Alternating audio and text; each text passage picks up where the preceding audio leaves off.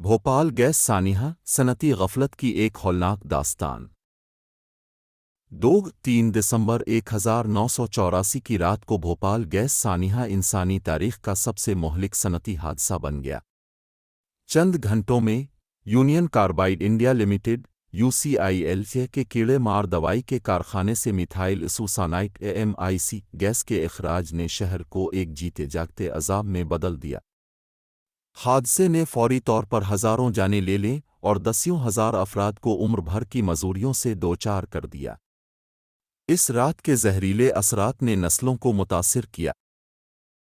یہ حادثہ محض تاریخ کا ایک باب نہیں بلکہ کارپوریٹ غفلت، ناکافی قوانین اور منافع کو انسانی زندگیوں پر ترجیح دینے کے تباہ کن نتائج کی سنگین یاد دہانی ہے۔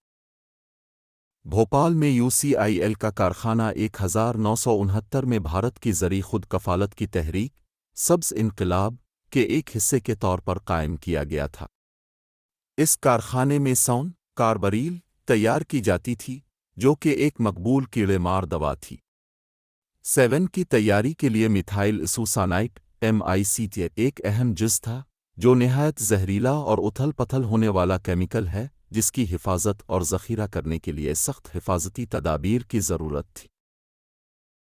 یونین کاربائڈ کارپوریشن UCC جو کہ امریکہ کی ایک ملٹی نیشنل کمپنی تھی UCIL میں سب سے بڑی شراکت دار تھی۔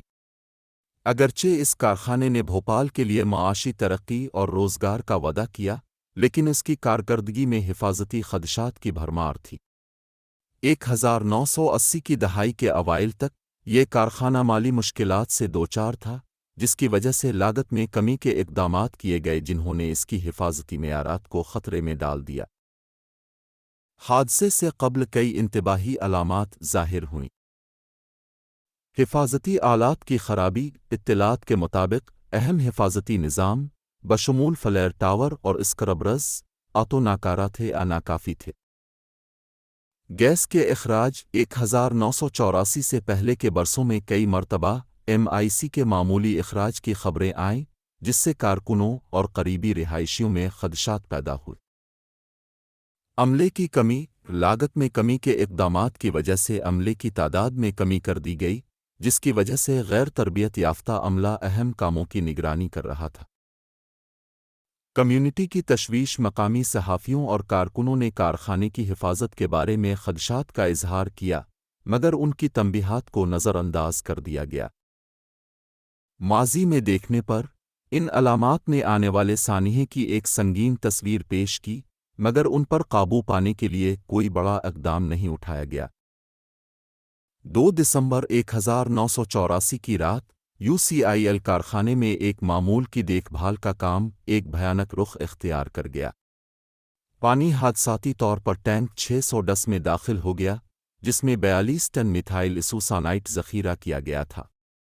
پانی اور MIC کے درمیان ہونے والا رد عمل نہایت اتھل پتھل تھا جس کی وجہ سے ٹینک کے اندر درجہ حرارت اور دباؤ میں تیزی سے اضافہ ہوا۔ جیسے جیسے دباؤ بڑھا ٹینک کی حفاظتی والو نے راستہ دے دیا جس سے مہلک MIC گیس کا بادل فضا میں خارج ہونے لگا۔ کارخانے کے ہنگامی نظام بشمول فلیئر ٹاور جو گیس کو جلانے کے لیے تھا مؤثر طریقے سے کام کرنے میں ناکام رہے۔ گیس جو ہوا سے بھاری تھی کارخانے کے ارد گرد کی گنجان آبادی والے علاقوں میں پھیل گئی۔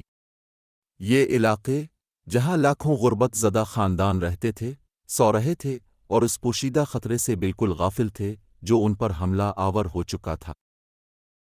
متاثرین نے ایک گھٹن زدہ بادل کا ذکر کیا جس نے ان کی آنکھوں، ناک اور حلق کو جلا دیا۔ بہت سے لوگ کھانستے ہوئے اور سانس لینے کی جدوجہد کرتے ہوئے جاگے، ان کے پھیپھڑوں میں کیمیائی رد عمل سے سیال بھر گیا۔ جیسے ہی رات میں خوف پھیل گیا لوگ اپنے گھروں سے باہر بھاگ نکلے یہ جانے بغیر کہ کہاں جانا ہے۔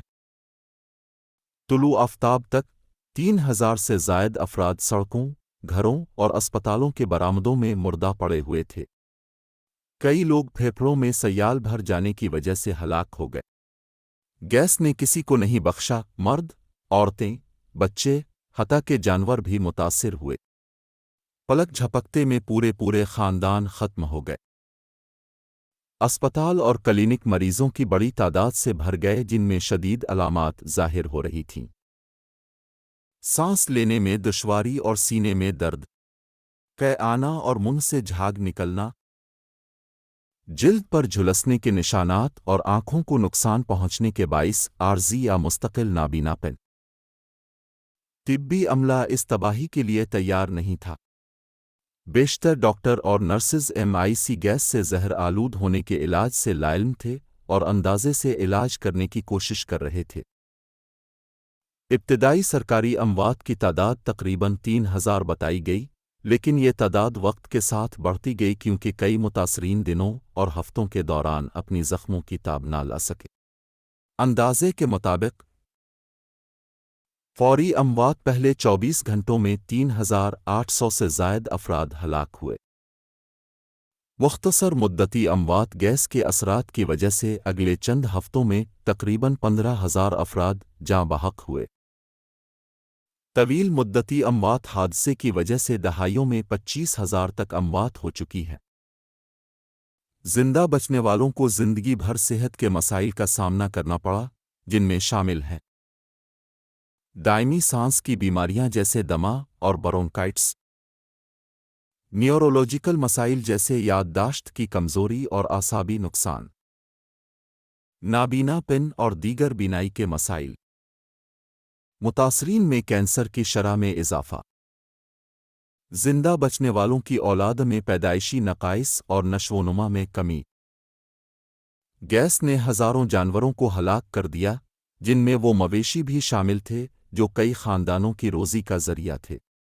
متاثرہ علاقے میں سبزہ ختم ہو گیا اور پانی کے ذرائع آلودہ ہو گئے۔ UCIL کے کارخانے کے ارد گرد کی زمین دہائیوں تک زہریلی رہی، جس نے وہاں رہنے والوں کی صحت کو مزید خطرے میں ڈال دیا۔ یہ سانحہ ہنگامی تیاریوں میں بڑی خامیوں کو ظاہر کرتا ہے۔ انتباہی نظام کی کمی، عوام کو خطرے کے بارے میں خبردار کرنے کے لیے کوئی انتباہی نظام نہیں تھا۔ طبی تیاری کی کمی، اسپتالوں میں زہر کے علاج کے لیے ادویات اور پروٹوکول کی کمی تھی۔ سرکاری تاخیر، حکام نے رد عمل میں سستی دکھائی، جس سے افراتفری مزید بڑھ گئے۔ یونین کاربائڈ کی حادثے سے نمٹنے کی حکمت عملی پر سخت تنقید کی گئی۔ MIC کے خطرات سے آگاہ ہونے کے باوجود کمپنی نے حفاظتی معیار کو نظر انداز کیا۔ وہ اہم حفاظتی نظام جیسے ریفریجریشن یونٹ جو MIC ٹینکوں کو ٹھنڈا رکھتا، لاگت بچانے کے لیے مہینوں پہلے بند کر چکی تھی۔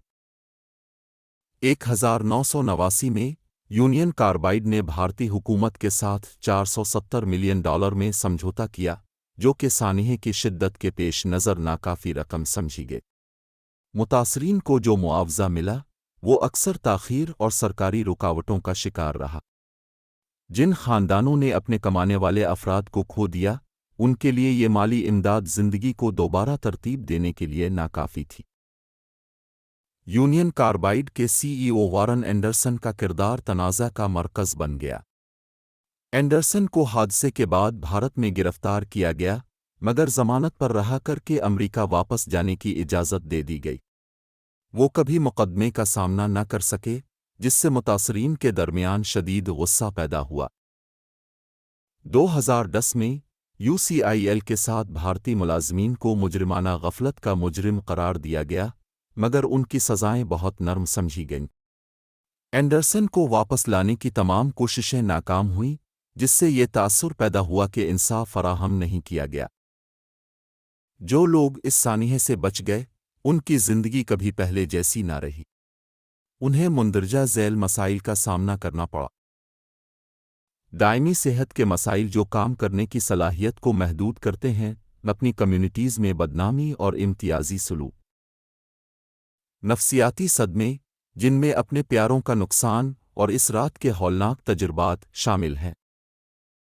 متاثرین اور ان کی نسلیں آج بھی غربت کے چکر میں پھنسے ہوئے ہیں اور سانحے کا سایہ ان پر موجود ہے۔ UCIL کا کارخانہ آج بھی آلودگی کا شکار ہے۔ وہاں چھوڑے گئے زہریلے کیمیکلز زیر زمین پانی میں شامل ہو گئے ہیں، جو قریبی کمیونٹی کی صحت کو متاثر کر رہے ہیں۔ صفائی کے اقدامات نہایت سست اور ناکافی رہے، جس سے وہاں کے رہائشی مسلسل خطرے میں ہیں۔ بھوپال گیس سانحے نے سخت حفاظتی قوانین اور بہتر تیاری کی ضرورت کو اجاگر کیا۔ اہم سبق یہ ہے: صنعتی حفاظتی معائنوں اور آپریشنل نظام کی بحالی کی اہمیت کو نظر انداز نہیں کیا جا سکتا۔ کارپوریٹ ذمہ داری کمپنیوں کو لاگت میں کمی کے اقدامات پر انسانی زندگیوں کو ترجیح دینی چاہیے۔